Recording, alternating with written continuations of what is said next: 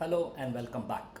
Towards the end of the first video that we saw sometime earlier, I did mention of think of a brand if you remember and what kind of emotions did that brand have with you in terms of being happy, sad, frustrated. So that's where I had kind of touched upon that we as consumers have different emotions with brands. But wearing the hat of a CX practitioner or a CX, I would say, consultant, it's more important to see what does a brand do when it services the customer or where it looks at creating a service differentiation for the customer. I'm going to take a very interesting use case today. Sometime back, I was working with a bank, and while I was working on the I would say the investment side of the bank, which is to do with wealth managers, one of the discussions that came up said that every time there's a change of RM or a WM, which is nothing but a relationship slash I would say a wealth manager, the customer is not very happy because there is a history, you have a comfort zone with them. Banking is all about finance and trust. So the channel head had a hypothesis saying that every time my RM changes, the customer is not happy, and they are thinking of shifting their complete portfolio, their funds that are managed to some other competitor bank. So we thought, let's delve down into data, because today I'm going to look at the power of, I would say, something like a predictive analytics for CX. So we looked at, in this case study, what I want to share is that we first looked at a last 1 year's data.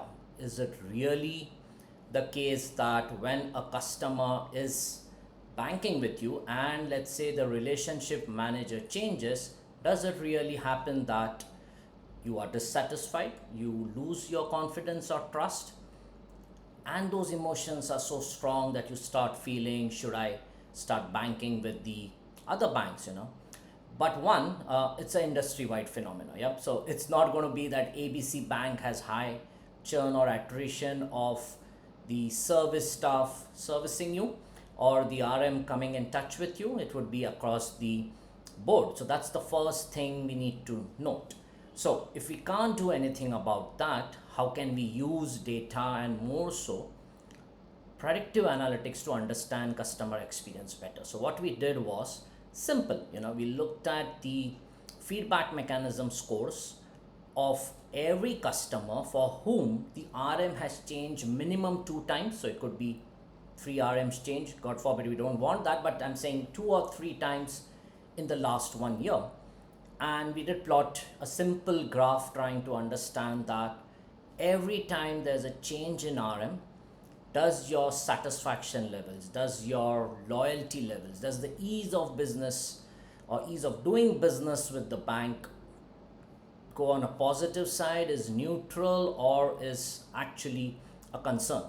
So we came to know that when we are plotting something like this, there is no simple pattern. It's not that every time RM changes there's only dissatisfaction. In fact, we saw in some cases the new allocated RM was so good in terms of their product knowledge, servicing skills, soft skills, that we actually could derive that maybe an X percentage of customers are actually happy and not sad with the change in RM, and they are thinking of increasing their corpus with us, not at all looking at competition, which was the earlier hypothesis we started out. So then we did a second level of deep dive saying that who are these RMs who are maybe taking up a new portfolio but looking at sharing a very positive experience.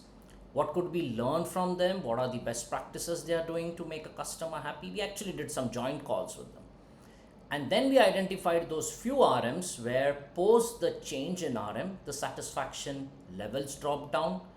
The ease of doing business actually goes down south. It's no more ease, it's a pain. And then we saw how could we retrain them in terms of the areas of lack, let's say the product knowledge, it could be the soft skills. So the reason I share this use case with you today is that it's always data that's going to come to your rescue. You rather than taking a convenience or a judgment call, Please look at data, try to understand the patterns. It's not always a hypothesis that if the RM changes, then the satisfaction levels are down and the customer is going to, oh no, not at all. You need to understand whether there is data to prove this, or it's rather the other way around, or there is like this a mixed pattern, and what can I learn. Only these kind of use cases will help you to better differentiate your product and services from competition and see to it that your customer gets a seamless experience. Yeah? Thank you for listening to me. Very soon I will come back with a third video, which will be more of a training one, since we saw use case today. So stay tuned. Yeah, thank you.